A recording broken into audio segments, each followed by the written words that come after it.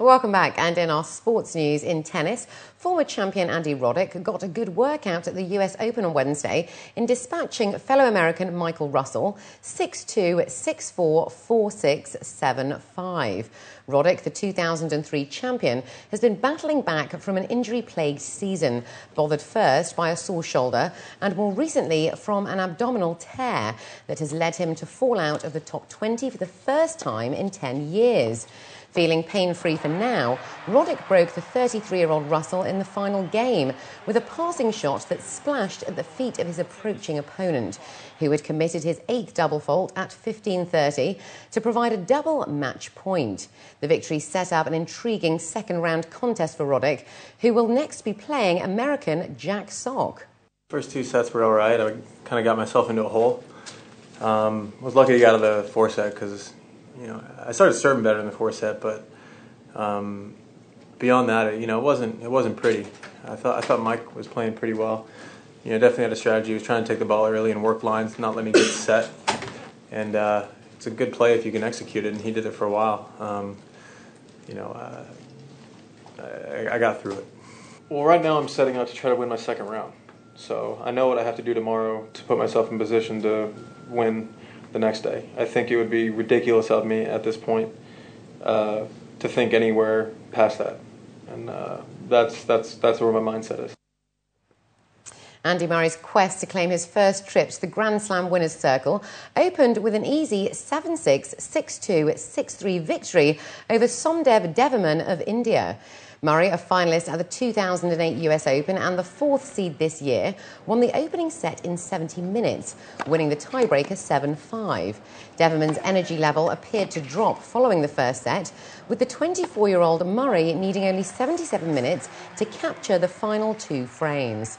In the second round, Murray will face Robin Haase of the Netherlands, who cruised by Portugal's Rui Machado 6-0, 6-4, 6-4 earlier on Wednesday. I think I can definitely play better, and that's important. I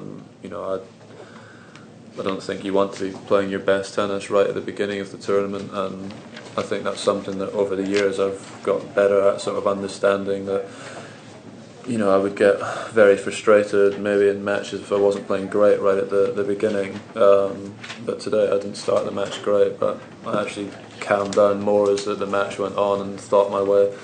Maybe a little bit of a tricky situation the first set, so I'm happy that I can still improve, and it's all about just winning.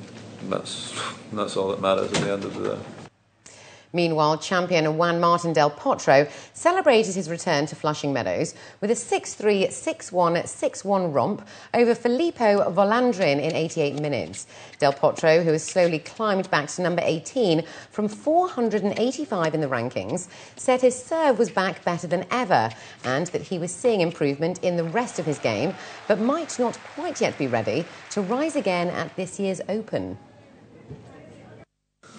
It's been a really sad year, 2010 for me, and I always say this year shall be playing the US Open. It's amazing, it's great, and I'm feeling really glad to see the crown again, to see the Argentinian fans come to see me, especially play here in the US Open, and I'm really excited to keep improving again, to keep winning here, and hopefully be ready for my next match and win again. In women's tennis, Maria Sharapova shifted into a higher gear on Wednesday as she overwhelmed unseeded Anastasia Yakimova of Belarus with the loss of just 2 games to surge into the 3rd round of the US Open. Sharapova, who battled through a tough 3-setter against Brit and Heather Watson in her opening match, was sharper with her ground strokes and steadier with her serve in the 70-minute 6-1, 6-1 rout. The 3rd-seeded Russian and 2006 champion hit 35 less unforced errors than her wayward first round, while winning points on 14 of 16 forays to the net. Next up for Sharapova will be 26th seed Flavia Pennetta of Italy, a straight sets winner over compatriot Romina Oprandi.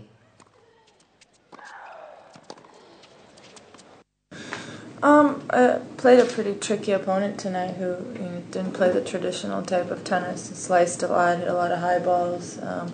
In maybe the first couple of games, I was a little bit impatient, and then I got really steady. I was aggressive.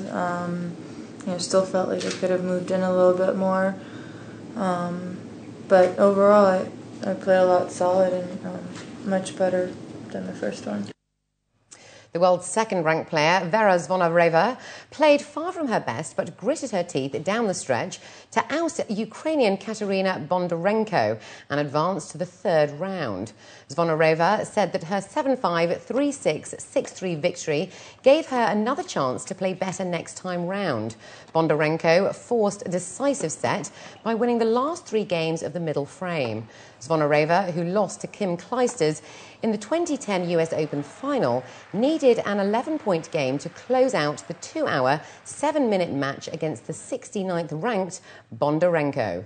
The Russian said it is important to get through those matches when you are struggling.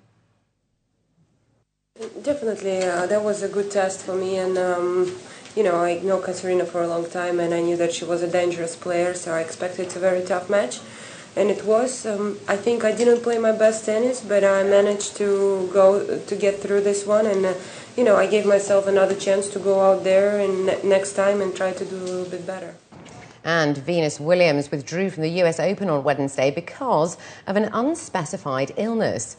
Williams, who won the title in 2000 and 2001, was due to play Germany's Sabine Lisicki in the second round when she announced she was pulling out. In a statement released after withdrawing, Williams disclosed that she is suffering from an autoimmune disease.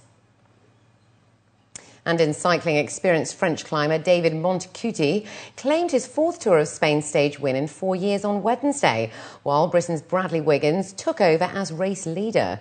Unbeaten in the King of the Mountains competition in the Vuelta since 2008, the 36-year-old Montecuti raced clear with 12 kilometres to go at the summit, finish at Manzanada on stage 11. Benat Inzausti crossed the line in second place, 78 seconds back, and fellow Spaniard Luis Leon Sanchez finished third. Overnight leader Chris Froome of Britain dropped down to second overall after slipping back 3 kilometres from the summit on the 167-kilometre stage. Wiggins is now 7 seconds ahead of Sky teammate Froome. The Rugby World Cup teams from France, England and Japan were welcomed by cheering fans and a haka as they arrived at Auckland Airport on Wednesday. France, who are in Pool A along with hosts New Zealand, Japan, Canada and Tonga, are heavily favoured to progress to the knockout stages at the Rugby World Cup. Their 30-man squad includes veterans such as prop Nicholas Mass and scrum half Dimitri Yakovili. Japan, hosts of the 2019 World Cup, have won just 1 game at the World Cups and have appeared at every tournament since 1987. They are desperate to improve as they prepare to welcome the rugby world in 8 years' time and have showed recent signs that they are developing under the leadership of their New Zealand coach, 1987 World Cup winner John Kirwan. We've got France next week, so we need to start properly. Obviously, playing the All Blacks is a great honour for the boys. They're really looking forward to that. But our big games are Tonga and Canada. So, in the whole scale of things, the All Blacks is going to be a great day and a great moment for all the guys because it is the pinnacle. But as far as the tournament's concerned, we've got other bigger games, really.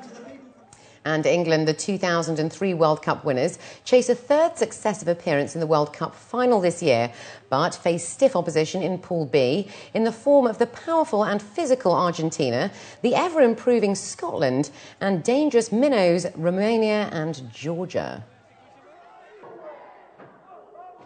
It seems like a long time coming when you wait for World Cups. You're talking about them for years and years beforehand. We're finally here. We're looking forward to spending a few days in Auckland to recover and get over the trip and then get down to Dunedin next week, playing that first game. As you mentioned, Des, it's a big one for us against Argentina. And finally this evening, families from across the country gathered for the Eid al-Fitr celebrations. And this year's celebrities from many countries, including the Philippines and Lebanon, put their stamp on the family festivities. The maiden racetrack played the perfect backdrop for the opening performances. Audiences enjoyed the entertainment from both local and international artists, including Pan-Arab singer Melhaim Zain, who awed spectators with his vocal power and personality. In addition, 7 National News caught up with the members from the Filipino bands South Border and Mocha Girls. They revealed that coming to Dubai exceeded their expectations and were proud to be a part of Eid in Dubai.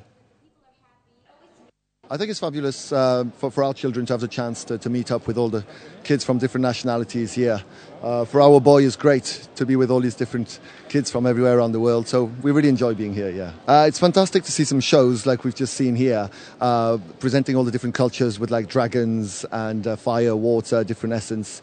It's great for our kids as well to be with all of these different cultures, and we don't live that in every country. To all our OFWs, we're here to entertain them and to make them happy, especially when they're feeling lonely because their families are in the Philippines, and we are here to bring them happiness even for just one night. Unforgettable happiness and wonderful show. We would like to come back, if ever, and we really love the place, and it's very exciting for us to perform for everybody as well as, of course, our kababayans.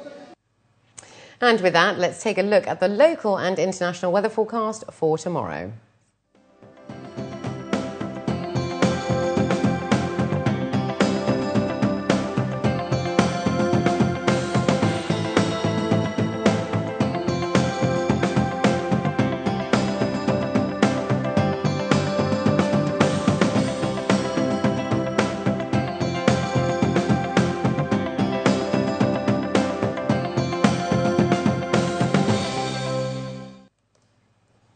And before you head out, here are the top stories again. Ruler of Dubai exchanges Eid greetings with the rulers of the Emirates. New anti-money laundering law enforced today by Dubai Customs. And wildfires rage throughout Texas and Oklahoma.